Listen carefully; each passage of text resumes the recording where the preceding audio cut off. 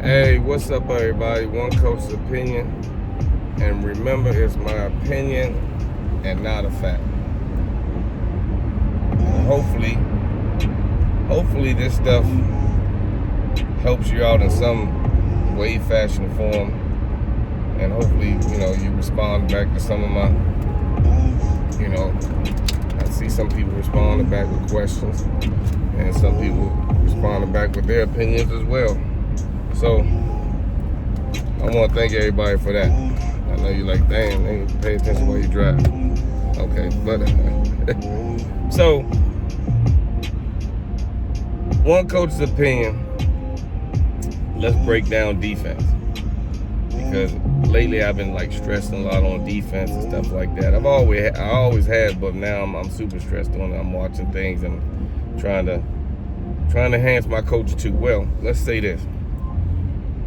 And that's what I tell them. If you go around your gym and watch people working the bags, the majority of people that are working the bags are punching,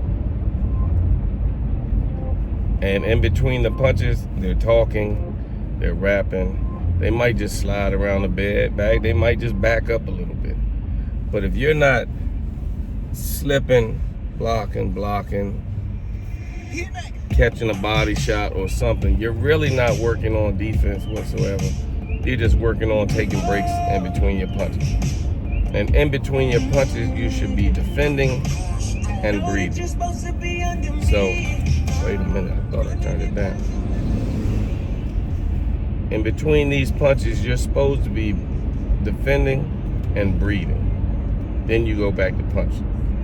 Now, if you just talking and letting air out and stuff, you're kind of messing up your game, because you got to be focused for that minute. In order to have a good offensive and defensive balance, you have to be focused, just as focused on your defense as you do your offense. And that defines the word balance. But a lot of times you'll see the guys aren't doing that. So that led me to make this video. Maybe some of them are watching this, see what my point of view is too. So, first of all, let's say this. When it comes to defense and people throwing punches at you, you have two choices. You can block, catch and counter, you know what I'm saying? Or you can just get out the way. Sometimes you can do both, but usually that might be by accident. Because usually if you're trying to get out the way out of their range, 9 times out of 10, unless you're tall and have really long arms, you might be getting out of your own range. So it's hard to catch and counter if you're planning on making a person miss the punch.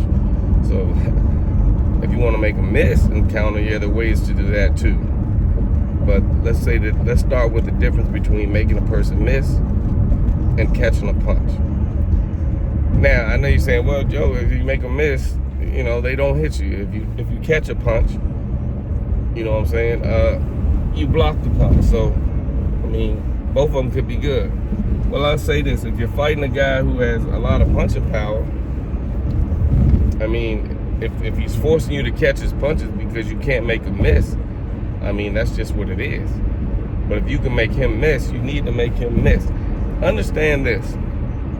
Every time somebody throws a punch, they let out a certain amount of air for their body. It's almost impossible to punch and hold your breath and punch successfully. So most likely, that breath comes out. Now, if you sit and block everybody's punches, sure, you're blocking their punches and they're not hitting you, but basically there's one thing you're forgetting, and you're forgetting that you're not making them be responsible for punch recovery. That means some people punch and they don't defend well after the punch. They don't have good punch recovery. Good punch recovery is you throw a cross out there, you bring it back to defense. That punch recovery. If I throw a cross out there so hard that my hand drops and people come over top of it, that's not good punch recovery. Okay? You want to be able to put your punch out there and bring it back.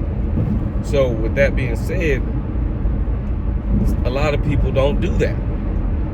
They might swing at the fences, and because you're blocking, like, nothing's hitting me, nothing hitting me, you're saving them a significant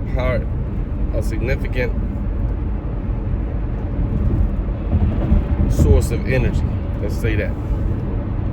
Very significant. Because guess what? Now they don't have to be accountable for bringing their punches back, because you're stopping their punches for them and helping them. Before, if you throw a punch as hard as you can and at the air, just try it.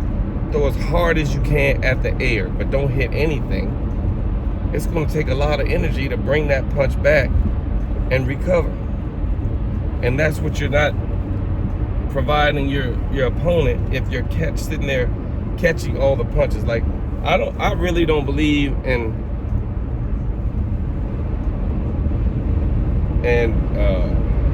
planning to catch punches unless you're planning to counter on some of those punches. If you don't plan on punching, or you don't plan on counter punching, you need to be out of range. Unless you're planning on holding. If you're just that gassed, you're going to hold a person. But you don't need to be in range of punches, and you're not punching, or you're not prepared to catch punches. You know what I'm saying? You shouldn't even be in that range. So if you're in the range where somebody's swinging at you, and you're just sitting there catching punches, block, yeah, block, block, you're still doing them a favor, because, number one, there's no consequence for them throwing that punch. And then you're helping them recover, because you're helping their balance, you're helping everything else, because you're not moving out the way. Normally, sometimes if you move out the way and a guy swings for the fences, he might spin around. I've seen guys spin around because they throw punches so hard. Now imagine throwing a punch so hard that it can spin you around, and then you imagine you're the one catching that punch and stopping that from spinning him around. Because a lot of these guys that are throwing bombs out there, they practice throwing bombs on people that are standing there and are willing to maybe block and catch. They don't care that you blocked for real. You help them. And they're hoping that you're not going to be able to keep blocking. And some of the guys are punching you through your gloves even though you blocked. When Canelo hit Charlo completely blocked that shot and went down. So that lets you know there's weight class for a reason, and people have certain punching power that you're not going to be able to block like that. You're better off making a guy like Canelo miss. If he's throwing that hard that he can punch you, hit your glove, and still make you take a knee. I mean, that's some hard punches. Punches that, obviously, not to be funny, Charlo wasn't used to. But make people be accountable for their punches. That's part of defense. Because now, if you don't bring your punches back, I'm a counter puncher. If you throw your punch too hard and I get out the way, I'm going to make you recover on your own. But don't just sit there blocking punches thinking that's proper defense. I mean, if that's the position you're in, then yeah. But if you can do anything about it, try to do something about it. It might change the whole outlook of the fight. Proper defense. What can you say? Proper defense is going to do it for you. So now let's talk about, okay, you're slipping. If you're slipping, you can counter. Slipping, rolling, you should always be in position. Whatever move you make defensively, you should always be in position to throw a punch. If you're just getting out of the way, making a dude, you're just being elusive. That's not really, it's a part of defense. But that can't win a fight. You can win a fight counterpunching. If you wait and counterpunch the guy and you were successfully at it, you might win a fight. There's a chance you can win a fight like that. Of course, everybody wants you to add some offense to it, but there's a chance you can win a fight like that. But you can't win no fight just getting out the way of punches, moving. Yeah, you can't hit me. Yeah, but you failed to hit me, and the difference is the judges are going to give me credit for trying. So you remember, defense isn't just blocking punches. It's being able to block and counter and add this to your game to heighten your offense, to enhance. That's it, heighten. To enhance. I was thinking about enlighten and heighten and then put it together. But to enhance your offense. That was what your defense is for. You know what I'm saying? If you defend yourself so well and you really counterpunch, guess what? Unless you're fighting a complete dummy, you'll be able to go first sometimes. He won't know. You'll be able to jab. Why? Because now you have him hesitating. He's scared to throw punches because you've been countering his punches. You've been doing quite well. Just remember, you need to counter those punches. Worst thing, I hate to see somebody block a jab with their hand 4 and 5 times. Block, block, block, block, and not counter. If they ain't throwing the cross behind that, they ain't trying to catch you with the counter. And you just block. Don't sit there and catch 4 jabs in front of me and not counter once. If you can catch a jab and nothing and get away clean, you probably could have countered that jab. Or I'd like to see some type of counter punching. Make a person accountable for their punches.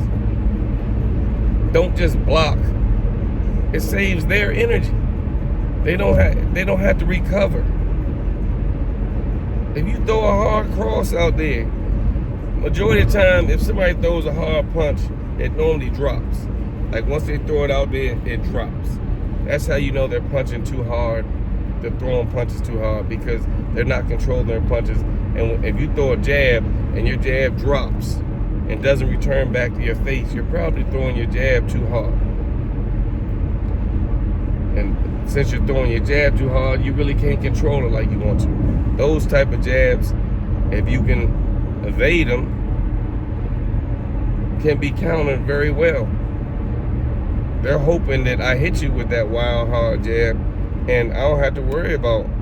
Once you start counter punching and touching people, then they have to be responsible for their offense. And the worst thing to throw is offensive punches that have no defense. Those are punches that you just punch like if somebody punches a guy, and the only way he stops punching the guy is if he gets hit. You know, you're throwing punches that have no defense. You know what I'm saying? Nobody ever taught you to be responsible for your punches. So you get counterpunched a lot. And you can work on that. All you got to do is be more punch responsible offensively. And truthfully, that's the start of defense. You throwing a jab, start here, your defense becomes your shoulder. That's why they tell you to tuck your chin. And then your defense becomes your hand again. But if you just jabbing and flicking your hand out, there's a chance you might get counterpunched. I mean, but you might be good enough to get away with it that you perfected it until you can't get away with it. Somebody gets that timing. But you want to learn to be offensively responsible for your punches. So, difference between some of this just catching punches for nothing is you're actually helping a guy. If a guy's wailing on you and you're sitting on the ropes and you're just catching his punches, you're not making him be responsible for bringing his punches back because you're catching them halfway through. Or you're catching them where they're supposed to land. They're just landing on your glove, but he's able to bring his hand back. He's throwing so hard that for real, if you got out the way, he might spin around. Or he might overshoot. And that'd be a perfect time to counterpunch. So, you got to think about that. Just balling up, and just because a guy is not hitting you, he's not landing clean shots, doesn't mean you have defense. It means you know how to protect yourself. And that's the difference. There's a difference between knowing how to protect yourself and having a good defense. Like I said, a good defense enhances an offense. Just because you don't if you ball up and you just going into a shell and let people beat on your shell all day, and then you come out fighting, I mean, that's a form. I mean, it'd probably do better if you kind of added some counter punching in. Then they'd be at least scared, you know. I mean, Winky Wright fought behind a shell. He wasn't really, it's hard to describe him because, you know, he wasn't more of a knockdown punch counter type punches. His timing was so good when you finish punching. he would wait for you to finish punching, and then he would start punching. And he'd shell up and let you punch away again. Him, Ike Cortez, some of those old cats, they just shelled up and learned, let you beat, and then punched you between your recovery. And that's how they won a lot of fights. You know what I'm saying? Sometimes it's not just who hits the hardest. Most time it's who's the smartest. And if I can tire you out by letting you punch me on my arms, and then when you finish, I just slide in some successful punches, especially for a person that really doesn't have much defense, you can win a fight. So, I mean, you can have a shell defense and win a fight. And I wouldn't necessarily call it counter punching, because counter punching to me is kind of knocking a punch down before it connects to anything, and then punching or making a punch miss and then countering.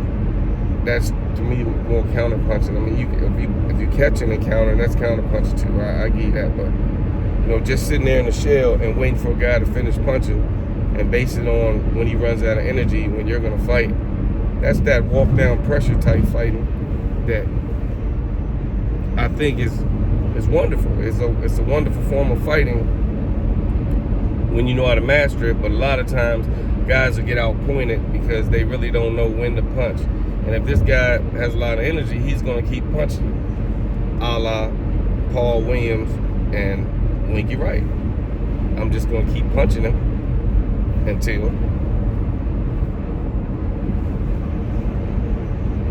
know what I'm saying. And I'm gonna keep him in his shell. And when the punch, when his coaches say, "Hey, Wink, you gotta throw some punches, man. You got, man. You can't just sit there like this. I mean, you haven't caught this dude's timing yet." But it's hard to catch his timing because this dude is throwing 114 punches around. He's not giving me time to just shell up and counter. So that was an instance right there where that shell up definitely is not gonna work. But you know, like I said, it's a form of defense, but shelling up, just making a person just block. And I mean, it's good, but like I said, you're basing that on maybe this person might run out of gas, or if you know this person gonna run out of gas, or the punches start getting real light, and you just think, man, I know this guy, he's not gonna be in shape. He's a front runner. Yeah, it might work out for you, but I guarantee you, I'd rather see you catch a punch and counter, or make a guy miss, than just see you just boom catching punches, boom, boom, boom. He's not hitting me. Like I said, if putting you in that situation where his activity just puts you in that situation, then I'm fine with that. I mean, you're just dealing with a situation. It's just a guy who's throwing a lot of punches, and he might keep you shelled up a little bit. And yeah, you're gonna have to find a way. But if you just start off just getting comfortable blocking punches without returning anything, you're really helping the guy out. Because I guarantee you, if you start counter punching something, this guy will lighten up on some of those hard ass punches that they're throwing too. So think about it. What really is defense to you? You know, did I make a good point? One coach's opinion. I'm out.